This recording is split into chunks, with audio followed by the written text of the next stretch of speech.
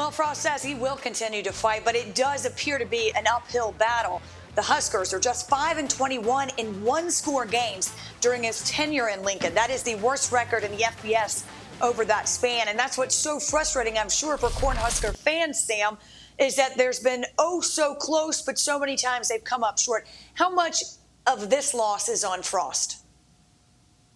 I wouldn't put a lot of this loss on Scott Frost, to be honest. I get it. Hindsight is 20/20. And so you look at that onside kick that was supposed to be a surprise on kick that didn't actually work out. And if anything, I'd give kudos to Andrew Clare, who was a frontline player, the 6-year senior, the transfer, right, second year.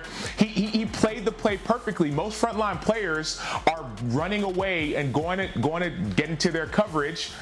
But he watched the ball off the tee and he recovered it. That's called a heads-up play. That's why he's one of the captains of this football team. There was actually a gap between the center on the front line and the tackle. The guard was back. So I don't hate the play call. Obviously, in hindsight, it looks like a bad call, but it wasn't just that play call. You saw in the fourth quarter, Northwestern ran it 15 straight times. And so Nebraska couldn't stop the run either. And so I think that combination was why Northwestern won the game.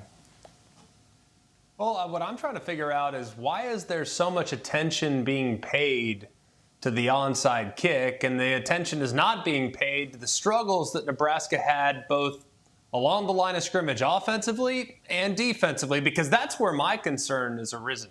I'm not concerned about the fact that Scott Frost made a mistake by trying that onside kick. It was aggressive, it was unnecessary, and he'll pay the piper for it down the road. But what can't get fixed overnight is the fact that your offensive and defensive lines got flat out pushed around. You think about that defensive line in particular. That was supposed to be a proud group. That front seven defensively, a lot of guys that have played a lot of football. You're going to give 527 total yards to Northwestern. You're going to fail to get a pass rush all game long. You couldn't get to Ryan Linsky he had all day. And you're going to allow Northwestern to have their first 300-yard passing and 200-yard rushing game since 2017. That's concerning. And then on the other side of the ball, you're going to tell me you're going to rush for 65 yards on 30 carries? That's against Northwestern, y'all. We're not talking about Wisconsin or against Iowa or against even Minnesota. It's against Northwestern. And to average 2.16 yards per carry is not going to be good enough in the Big Ten. And, of course, that's excluding the long run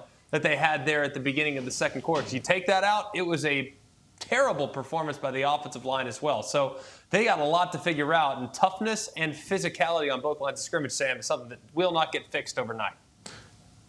Yeah, and let's give Northwestern some credit as well. It's the beginning of the season. We don't know who's who. A couple years ago, Northwestern was a really good team. Last year, they struggled, 3-9. We get that, but it might have been even a little worse than that. But we don't. Northwestern might be for real. Put it that way, right? Their goal was to run the ball down Nebraska's throat, and they did that. Evan Hull alone had 119 rushing yards, and so that's kind of part one. And then part two, even though you have a week 0 loss, you get a chance to recover week 1. You don't have a bye week like Northwestern. You could win North Dakota. You can beat Georgia Southern. Now you're 2-1 going to Oklahoma. Let's say you lose at Oklahoma. You could still beat Indiana and Rutgers. And so it feels like all is lost. All is not lost for the Nebraska Huskers.